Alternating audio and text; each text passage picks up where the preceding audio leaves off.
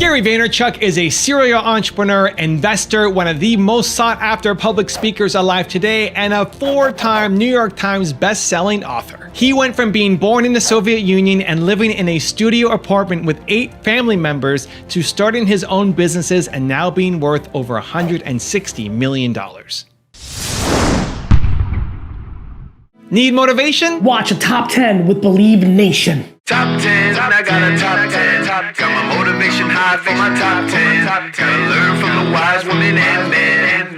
All my life, like 9 to 9. For my top 10, top 10, 9 to 9. This one's for my top 10. Hey, it's Evan Carmichael, and I make these videos because you are probably the most ambitious person in your circle, but you know you're capable of more, and you get that push by surrounding yourself with the best. So today, let's learn from one of the best, Gary Vaynerchuk, and my take on his top 10 rules of success. Enjoy. Okay, let's kick it off with rule number 1. Learn hard work. There's a lot of push towards being a workaholic, and hard work is a learned behavior. I see it in my team. There's people that come into I've seen it in the thousands of employees I've had, which is the closer they are to the sun, the harder they work. And I'm like, aha. And so I definitely feel like I learned hard work by watching my parents. And so it's why I talk so much about hustle. Because it's one of the things that people can actually adjust and turn to. I watch people give advice completely predicated on natural talent and DNA, and I'm like, look, like I get it, like I can throw a football every day for 9 hours a day. I'm just not physically built to be competitive at the highest levels. So yeah, I do think, you know, if anybody watching right now, if there's anything they take away, it's like, look, like you're gonna only be so pretty, you're only gonna be so smart, like there's things that are gonna be natural, and then there's things that you can actually control. I do believe, and I don't know if I'm right or wrong, I don't, but I do believe that work ethic is a taught behavior. It's something you do have more control over. And yeah, I think, and you know what really sealed the deal for me? Getting healthier. I was 38 years old and it didn't come natural to me. Like it didn't come natural to me at all. I hate the gym. I hate it now. I hate it, I don't like it, I don't wanna do it. But I knew it was important. And somewhere around midway through being 38 years old, I got serious, I figured out my system, I made the financial commitment, and I've won. Rule number 2, treat your health well. 30 and a half, I'm on this random flight, I'm just laying there, not feeling tired, not feeling lethargic, no cliche thing, no heartburn that I think I'm getting a heart attack, nothing. I'm just laying there and I'm saying, you know, if I treated my health the way I treated businesses, I'd win. And so I just started, actually, I remember what happened because I was like, doesn't feel right. I was thinking about my 40th birthday. And I was thinking, you know, at 30, I changed my life. I went from the executor to, I need to go for it. If I don't do from 30 to 40, it's not gonna happen. So let me go for it in that decade. And I was like, what am I gonna do at 40? Weirdly, I don't feel the same pressure I did at 30. I think I'm on a better career path. Like I don't feel the angst to like, it didn't feel right to triple down on work. And so I said, health is nowhere close to where it should be. I'm the way I make fun of people in business, you're not doing anything right that's gonna help you long term. I'm not doing anything right with health.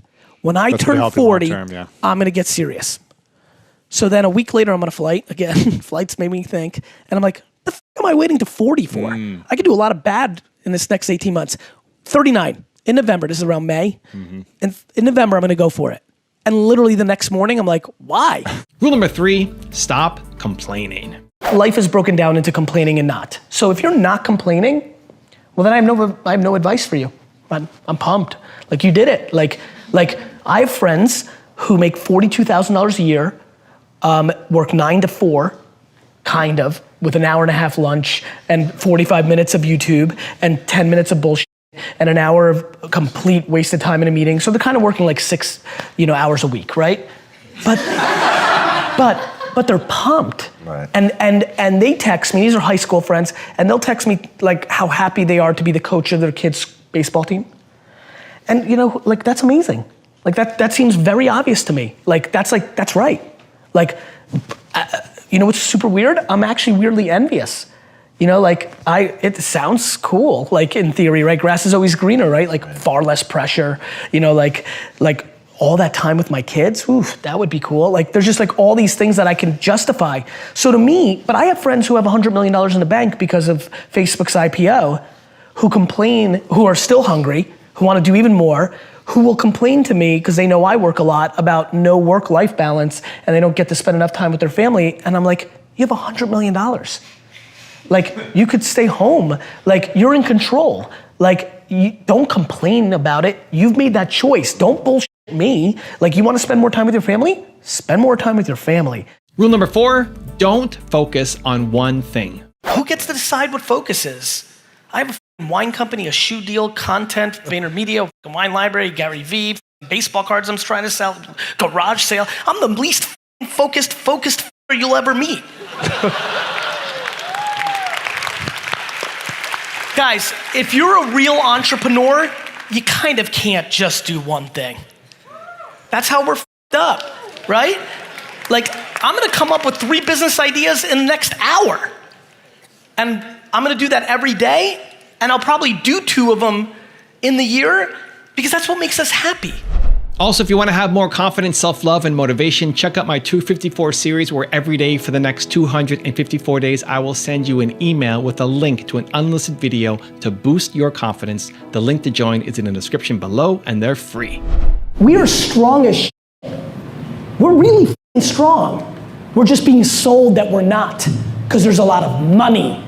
Maybe you've lost who you are or what you want, or maybe you've accomplished kind of, or maybe you feel it's achievable. I would be crushed if I thought what I wanted to achieve was super achievable. My ability to only be comfortable in massive chaos has been my biggest asset as an entrepreneur. Like I would never take a note. Like that scares the piss out of me what these 3 people are doing right now. Rule number 5, be confident. When you look yourself in the mirror, what do you see and what do you say to yourself?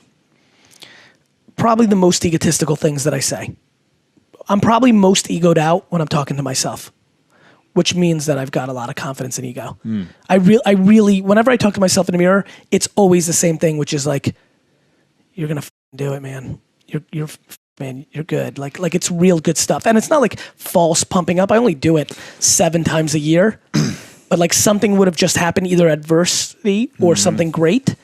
And I'll look myself and say, we got this. I got a funny, Kevin Durant walked off the field, off the court the other day against the Warriors.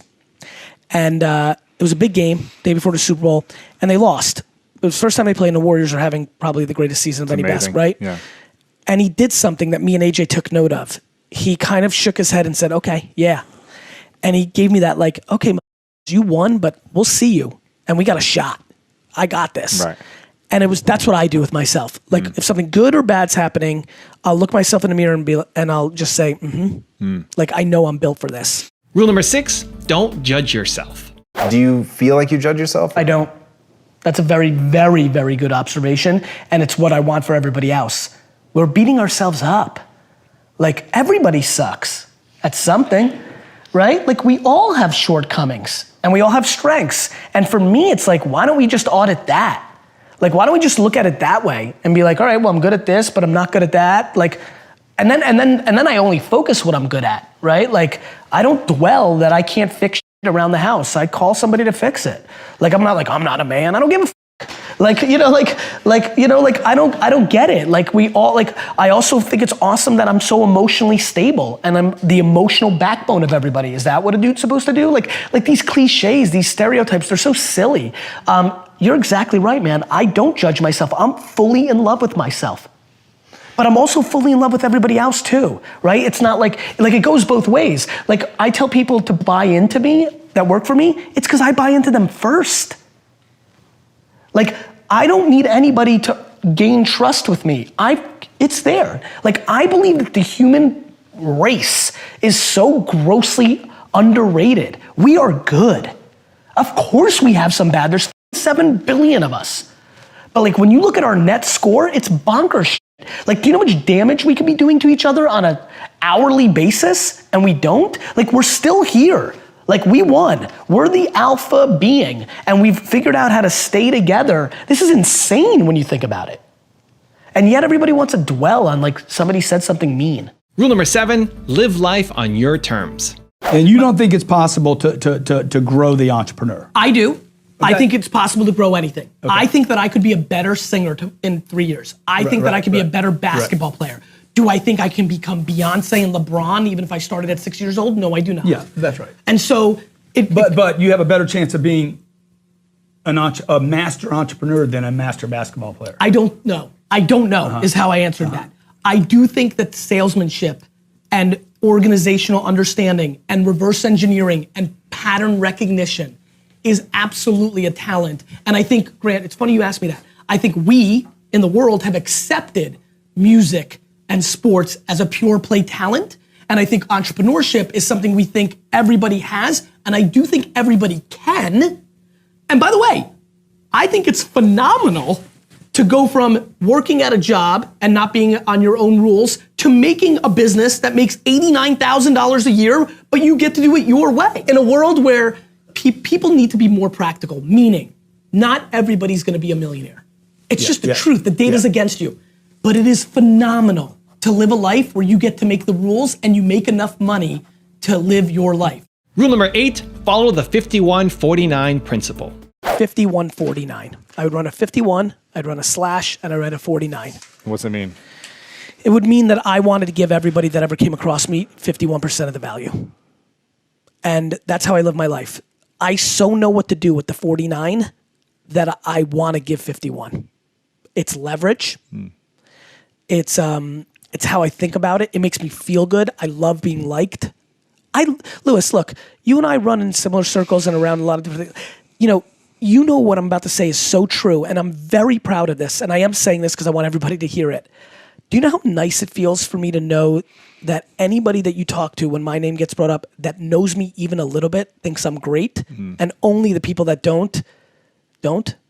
Like, whatever I have in hate or they don't believe the hype or what's he really about, they just don't know me. Yeah. And anybody that spent any amount of time, like, listen, there could be moments in time, but I know that the 137 times I've been brought up in different cocktail parties or things like that you've rarely heard from somebody who's interacted with me negative. Right. It's always been positive, and I love that. Yeah. And that's 51-49, man. Rule number 9, do things for the long term. You can't be all time if you didn't have results. You can't just say you're one of the greats. I can't say I'm one of the greatest badminton players of all time if I didn't do it. First, you have to do it.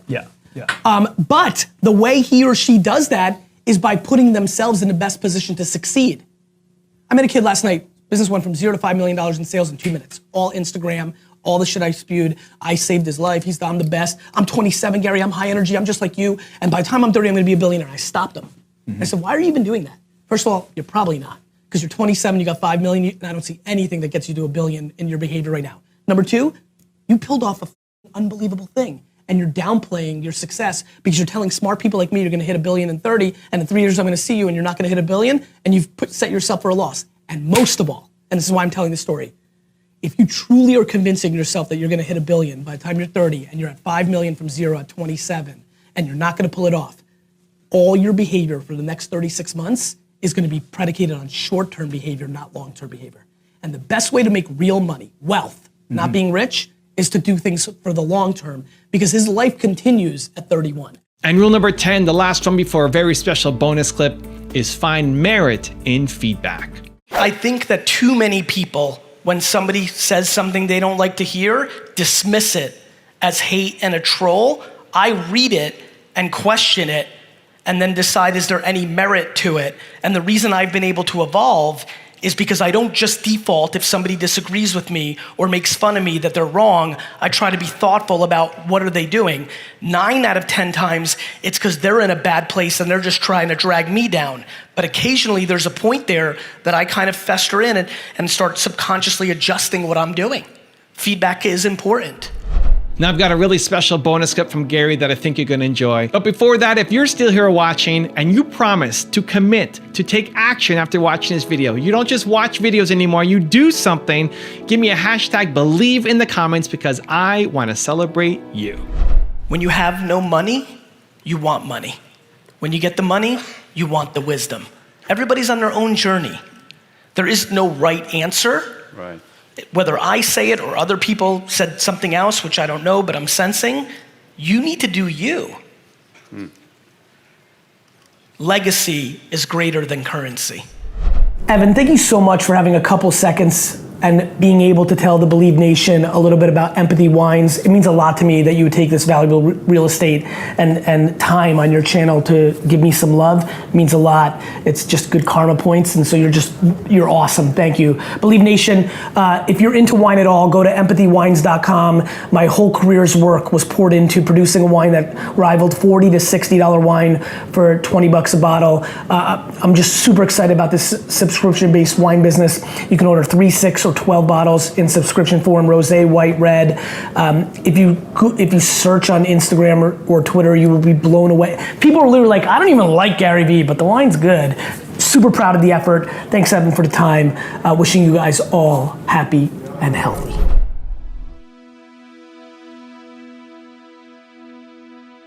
If you want 10 more amazing rules from Gary Vee, check out the video right there next to me. I think you'll enjoy it.